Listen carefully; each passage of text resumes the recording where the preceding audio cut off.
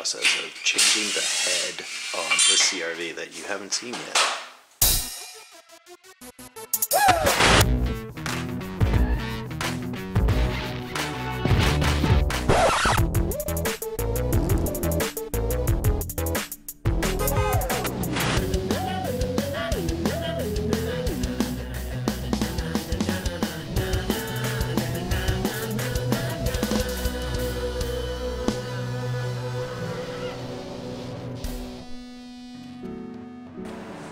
Funny, it's like as it's because the direction the jack is in,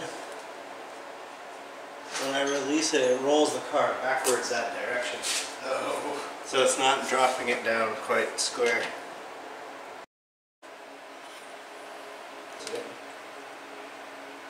160 smacking water. The absolute best thing you can do when your car dives. Let's just get to it. I'm sure that we would have tried cranking it in the driveway. Oh yeah, it's like so.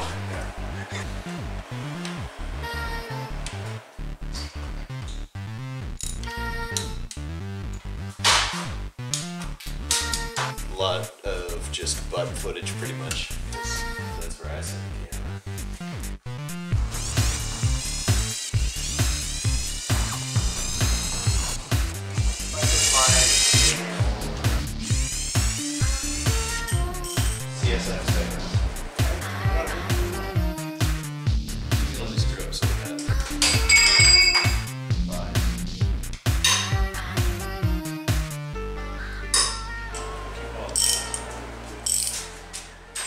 It's on to the new head to do a bit of cleaning, but I was advised that these little keepers have come out of these little rollers.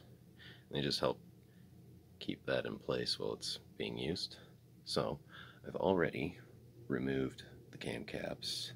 I've kind of taken note of the lengths of these studs. And of course, cams are out.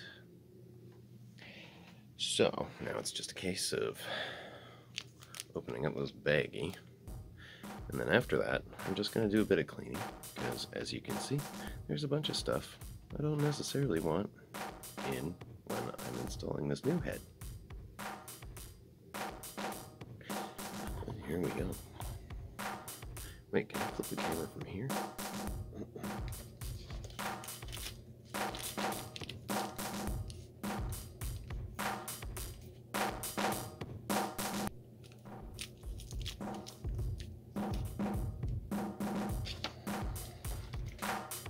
You're definitely going to want to time lapse this.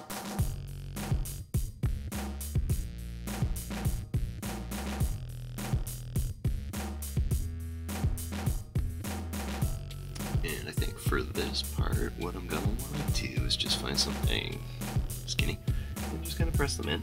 And from that point forward, probably just be very careful to, can you see from there? Literally something is in the way from that angle on everything. Once they're in, if we lift the rockers as pairs, that shouldn't happen again. Couldn't really find a flathead, so this is nice and narrow. There's gonna be real tender about it. That seems to be working great. One more.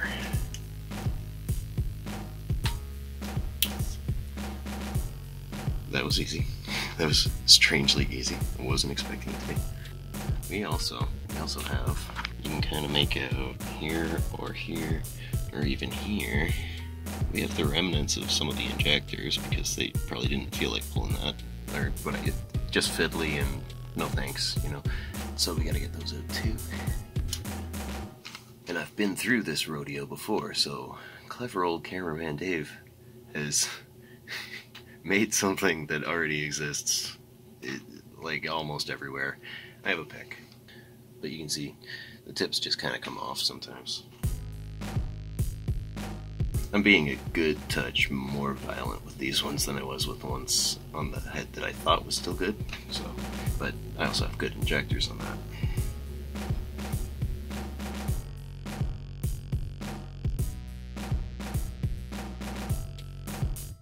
Looks like that one's good. So we'll just move on to number 1. I've got this oriented. This is the intake, so it's the 1, 2, 3, 4. Just in case you're not sure what you're looking at. You can also tell because this is much cleaner than the other side.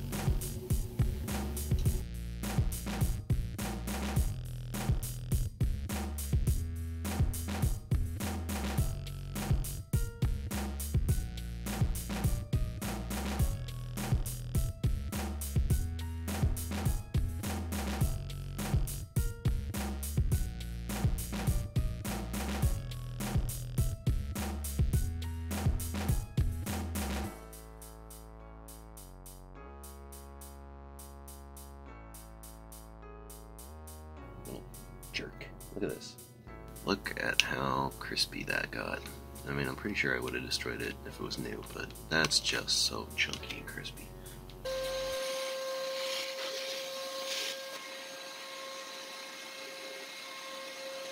Okay, and looking across the rest of it, we've got little, like, items of handy hardware that we're just going to want to maybe keep track of and not put anywhere just in case. We're going to do the same for the actual, like, old head, because we don't want to have an incomplete one when we do put everything back in. And jumped ahead a couple of steps, but we have the new head up here, and actually our old head is also off, which is really handy because the next thing we have to do is start pulling things that we need.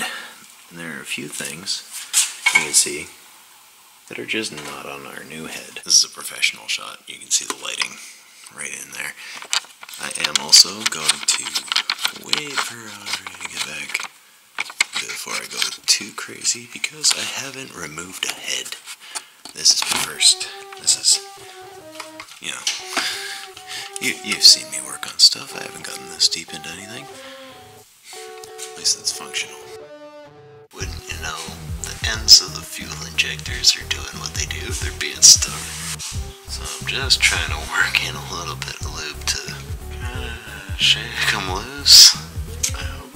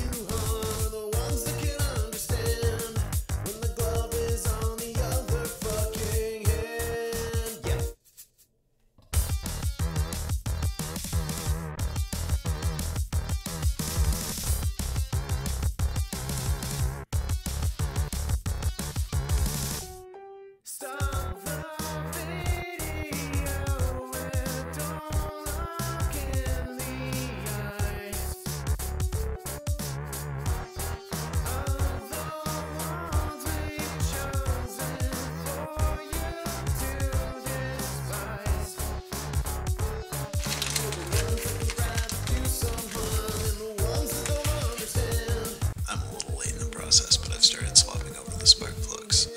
What you saw in the last clip was that I remembered a gasket that I just seen laying around in the CRV when I bought it. So I threw that in on whatever's back here. I'll find out. Hey, it's me. Just some updates real quick. The new head is all torqued on, but because I've got, yes, an oil change as well that I can throw in, I figured I would.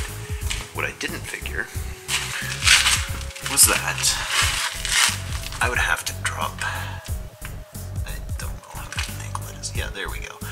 The subframe to get the oil pan out. Who knew? Anyway, it's not as hard as it sounds, but it's not basic driveway stuff. And then we can get all of our sweet timing bits in. Still gotta replace these guys. Some of them are alright, but there's there's one or two that don't have anything to actually grab onto.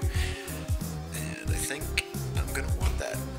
I'm getting all of my guides and tensioner stuff in, and this is a push pin. Like from an office supply store. Anyway, it works because it keeps that in place until you're ready to let it go, but it's a little update. I have not only gotten my head on, and we've kind of started putting a couple of things back on and picking and choosing, but in addition, we have timing set up and the guides and tensioner back in. So, much closer to being done, much closer to being happy, much closer to something bigger than a Corolla to move stuff in. It's great. I guess I gotta turn it over, don't I? Moment of truth. I'm prepared to be disappointed.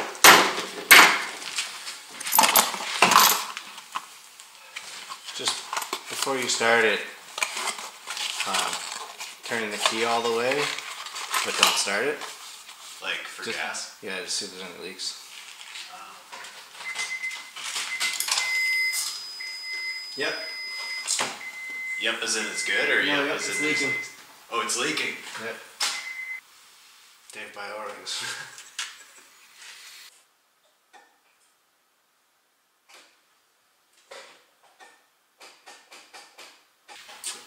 A heroic victory for one problem, and to encounter another.